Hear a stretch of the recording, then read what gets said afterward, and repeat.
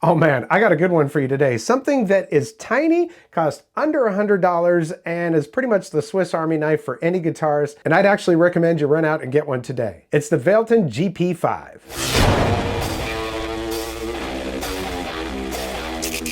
Welcome back, I'm Tony, and I've got a couple of different multi-effects units, including my favorite, which is the Fender Tonemaster Pro. That thing does everything, but that also costs over $1,400. What if I told you you could get almost everything that does? Okay, maybe not quite, but a lot of what that does for only 80 bucks. That's what this Valeton GP-5 pedal is all about. Now, I've got a long demo coming up here. I think I can answer pretty much every question you might have about this.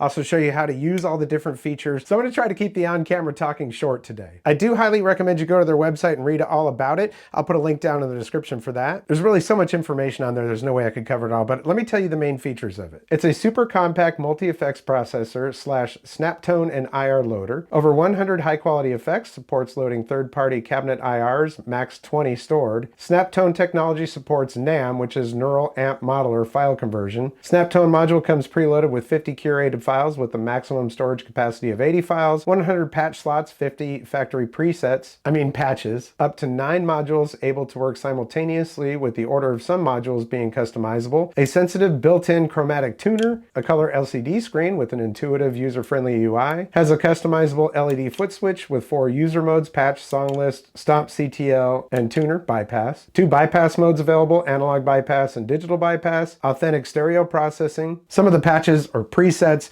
have stereo in them, so that's nice. 2 in, 2 out USB audio, compatible with Windows, Mac, iOS, Android. Has Bluetooth wireless audio playback and can record via the USB audio. Supports connection to iOS, Android, Edit Manage app featuring 100 drum patterns. It has DC for plug-in, or you can plug in with that USB right there and a little power bank, and you can power it that way. So this right here could be a portable rig if you had an FRF speaker or a PA. One little pedal could do everything. And what's cool is that this thing even has a tuner on it. So when you're looking at chromatic tuner pedals, this costs less than a lot of those, so that's not a bad thing at all. You know, I bought a Tone X1. I messed around with it for a couple of days. I got frustrated with it because it's kind of complicated. It's a little bit messy. At least it was for me.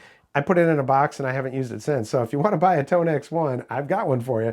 Yeah, it's sitting in a box right now. Brand new. That will not happen with the GP5. Well, let's go ahead and get into this demo and we'll come back and give you my final impressions. All right, this is kind of an awkward setup here, but the first thing I'm going to do is show you how to set this thing up to record directly from it as an audio interface, which is great. So first we want to go ahead and plug in the power. And then it loads up. Next thing we want to do is go ahead and plug in the USB-C. Then you want to open up your DAW. One thing I did notice with GarageBand, it was really easy to choose between stereo and mono because this does have 2-channel output on the USB. But we're going to go with Reaper. Just have one track in here. Of course, I've got that armed, and then we can go ahead and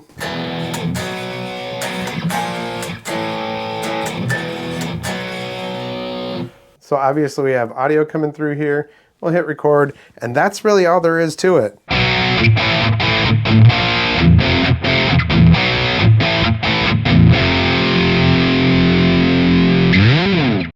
Now on this, I have this set up with Reaper as the GP5 in, and then the external speakers, and I've just got a little cable plugged in to my M audio speakers. Play that back.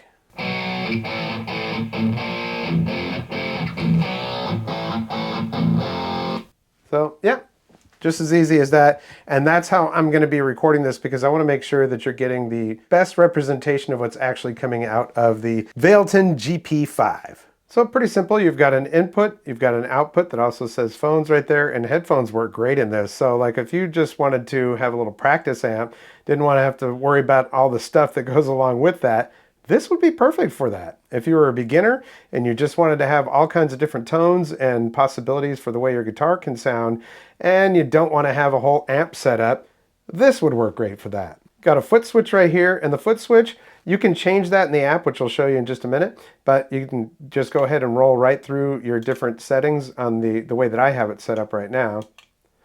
Or you can use your parameters and just switch to the one that you want to go to, which is a lot quicker. Especially if you need to go backwards, because you can only go forwards with that button. And if you need your tuner, all you got to do is hold that down, and now you've got a tuner. And let me give you an example of that. All right, so we'll just get this one tuned up.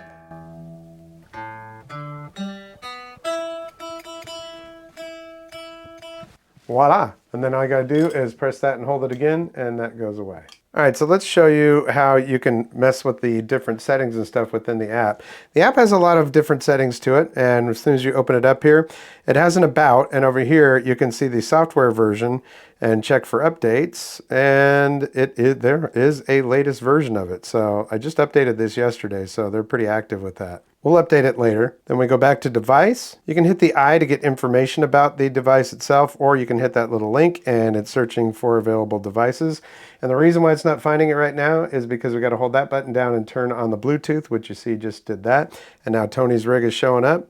Connect the device. And it connects right up. Takes a second for it to load. So you can see on my screen that it says 15 US lead, 15 US lead. Sorry, it's kind of hard to see that because the screen is really bright. Across the top you see NR, which is noise reduction, pre, DST, distortion, NS, amp, cab, EQ, mod, delay, and reverb. You can actually take these, put your finger on it, and drag it to another position if you want to, but that's not what we want to do here. And now we're on the pre, which is your compressor. And you can go in here to the different compressors that you can select for it. And you can also adjust each one of the settings here. Sustains at 20. We can turn it up to 50 or back to 20. But yeah, each one of these has different settings for it. Let's see, we'll put boost on here. And then of course you've got your boost selections. So yeah, tons of different selections just for that. You also notice at the top up here where it says 15 US lead, now it's got a little asterisk. If I try to exit this, it's going to ask me, your preset has been modified. Do you wish to save the changes? No, I do not. And then you'll see that some of these are grayed out. So if you want to add something to it, you'll see that the little switch is turned off, turn it on, and then you can choose the different EQ that you want to use. And that also goes for if there's something on here that you're like, oh, I don't want the delay in here. You can just turn off the delay by doing that. Of course, you can go through and choose one of the many delays that they have in here. Cabs, you can go into your cabs and choose what cab you want to use. Lots of different choices for that. And then all these user ones after MPEG 4x10 are ones where you can add your own IRs in there for cabs. Mod, there's choruses and all that kind of stuff in there, rotos. And then NS, what NS is your Snaptones or NAM profiles, and there are a bunch of them in here that you can choose.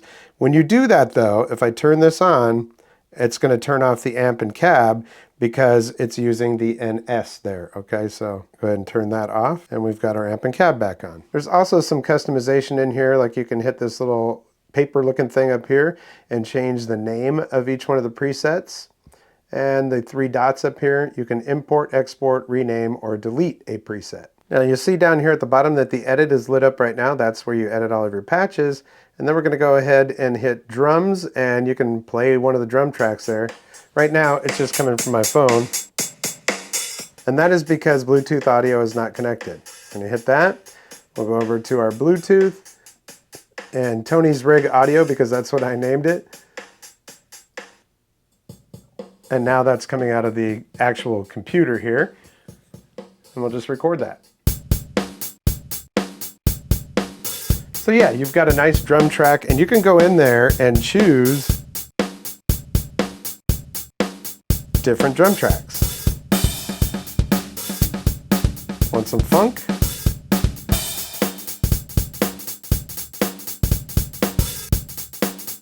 So yeah, just more reason why this is pretty much the Swiss Army knife. I mean, you can play your music through Bluetooth on this, and then right next to drums is global. And then when you hit global, you've got your input level. So that's like a global input level. If you want no cabs because you're using a cab or something like that, you can turn on the no cab mode. Record level, Bluetooth level, monitor level, foot switch settings. You can go in there and change it from 0 to 99 or 0 through 9. So if you had 9 different setups or whatever for a certain song, you could use that. A to Z or control and tuner. And then when you switch foot switch mode, you can take that to control. And now on here, you can actually turn off your pre and delay on that or turn them on. I don't know if you can make it so you can just turn 1 or 2 of them off or whatever, but that's how that works. Also, when you're on cab, if you select import file, then you can go there and import your IR file there. Well, let's do this for fun. Let's go ahead and we're going to go down here and choose one of these settings.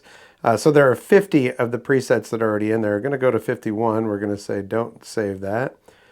All right, so this is a blank one that we're working on right now. I'm going to turn the cab on and we're going to go with, I really like that dark twin 2x12. We'll go with the amp. And let's just see here. Oh, here we go, the SLO 100 OD. Yeah, there we go. Turn that on. Let's just see what that sounds like by itself.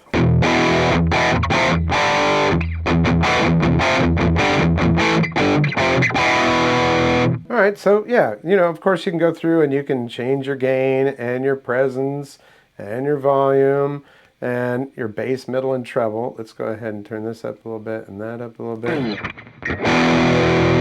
Now let's put on noise reduction, and we would like a gate on there, so that's good. Let's go to pre, and we'll do a compressor.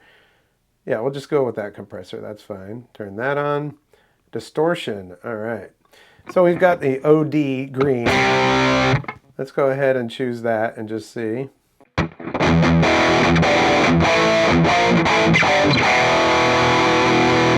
All right, let's go ahead and put a delay on here.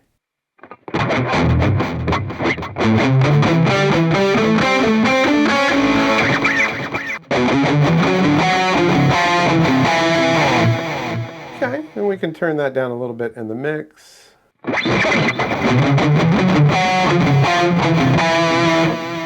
Throw a little bit of reverb in there. We're just doing this as a, sample.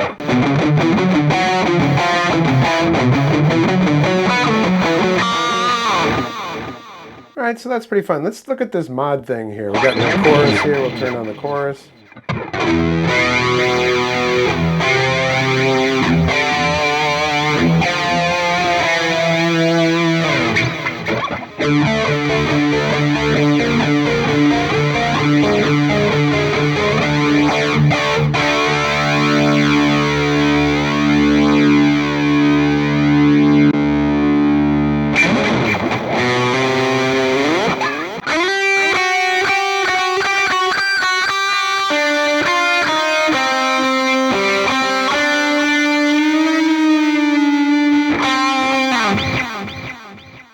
So that's just an example. Let's do this though. I'm going to put this NS on here, and then we'll just choose one of these Snaptones. So Force OD, and let's go back to NS. We're going to turn that on, and we're going to choose one of these.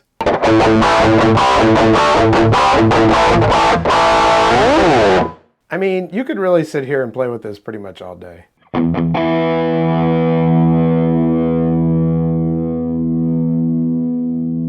Try to find something here. Oh, try this. All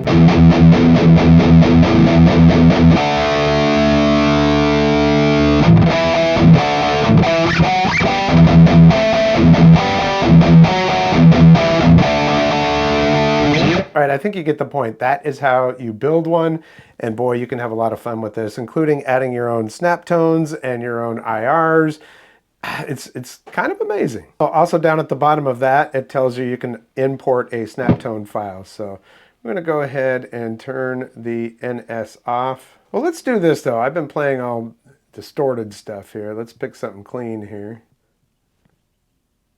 Of course, this is a volume knob for this. I guess I didn't tell you that in the beginning. And then the parameter, you've seen what that does. So you can just go through all these.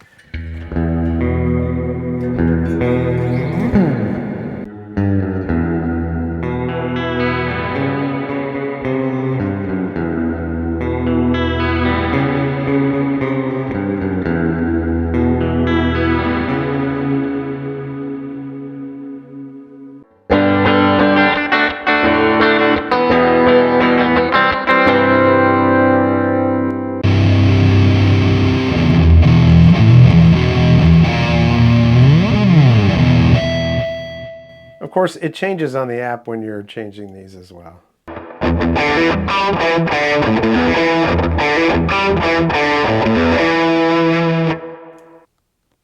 Little jazz.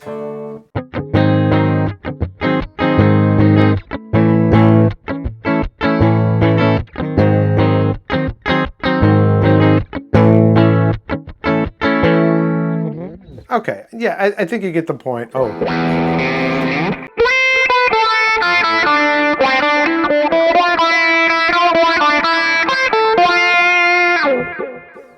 That's kind of fun. There's just endless stuff to play with on here. All right, and one more thing. Of course, the parameter you can choose which one you want to be on. You can turn your Wi-Fi on or off. It's also an enter button.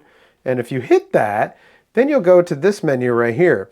And on this menu, you've got back, you've got your level input. So you could just go through that input level that is. No cab, off.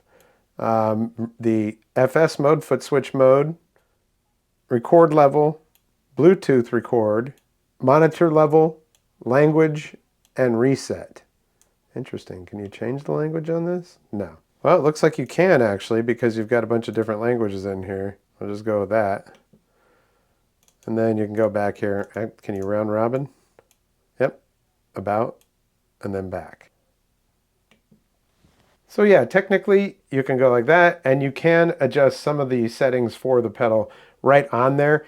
But you know what? It's just so much better with the app. So there we have it. Let's give you a quick little once over here. So your input, there's the bottom of it. Your output. I believe that is where the Bluetooth antenna might be right there, that little plastic part right there. And then you've got your USB and your input up here. That's that. Yep, for less than the cost of a good tuner, you can get this pedal right here, the GP-5 from Valeton. It's really nice and strong. It's got a nice metal case to it. I have no complaints with it, especially for what it is and being $80. Now, if I were somebody who was just getting into guitar, didn't want to annoy everybody inside the house, but yet I wanted to have a lot of texture and tones and pedals and things to play with, this would be really, really good. Dude, if I'd have had this thing when I was a teenager, I would have probably just, mind blown. Is it perfect? No, I've run into a couple of little glitches with the app and things like that, but nothing I couldn't fix. And I'll also tell you that when I first connected it to my MacBook Pro with Reaper, it was like cutting out. I was like, dun, dun, dun, dun, dun, dun, dun. That's why I opened up GarageBand and I was able to play it through there. I was like, that's really weird. Closed GarageBand, opened Reaper back up, and Reaper worked fine. So I don't know what that was all about, but either way, hey, working great. I love it. 80 bucks, worth it all freaking day. I highly recommend you run out and get one.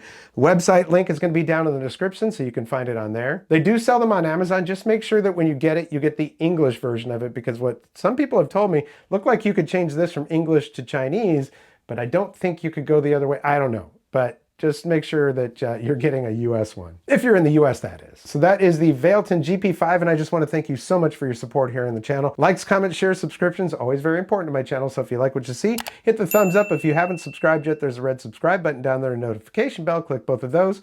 You'll get notifications when I upload new videos. There's also a thanks button down below this video. It's not inexpensive to run these channels, so if you are so inclined, want to toss a couple bucks my way, well, I'm not going to hate that. Either way, I'm just really glad that you're here. I really do appreciate your support. It means the world to me. And that's going to do it for this episode. We'll catch you next time on the Vapor Trail channel.